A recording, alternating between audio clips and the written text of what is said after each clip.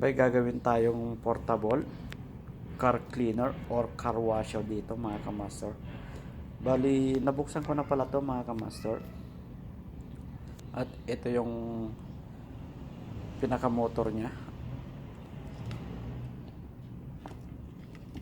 At ito naman yung puti na yan. Yan po yung pinaka-piston niya.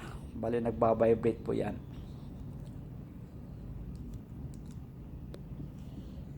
So, bali hindi ko pa nakikita yung kanyang sira. Bali idadiagnose ko pa ulit.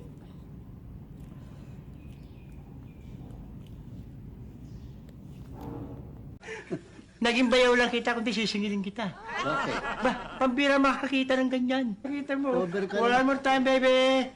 Wow, smooth na smooth ang takbo. So, bali ito pala yung pinakasira niya mga kamaster. So, ito. Natanggal yung stopper niya. Napudpud na yung stopper dito ng bearing. So, kaya ayaw nang lumabas ng tubig. Hindi na siya nakakahigop. So, bali sumasama itong bearing na to. Sumasama na to, sasabay na to, itong dalawa na to. So ang gagawin natin, initan lang natin to. Initan natin to. Ganoon na lang yung remedyo nito. Pinaka-stopper nito. So gawan lang natin ng paraan mga kamaster. So ganito lang yung ginawa natin mga kamaster.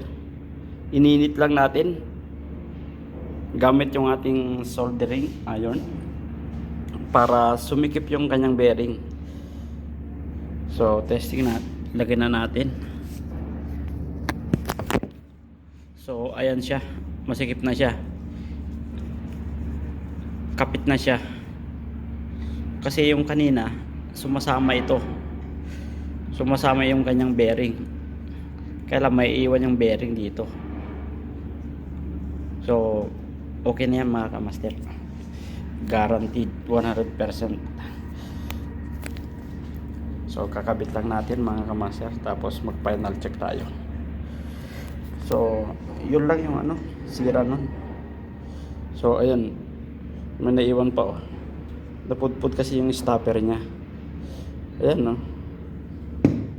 ayan, napudpud yung stopper nya,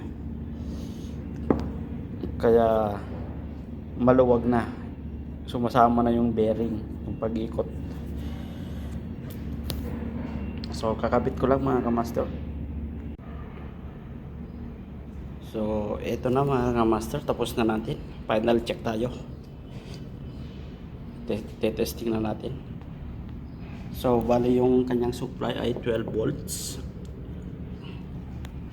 So ayan, testing na natin. Ito. Ayan.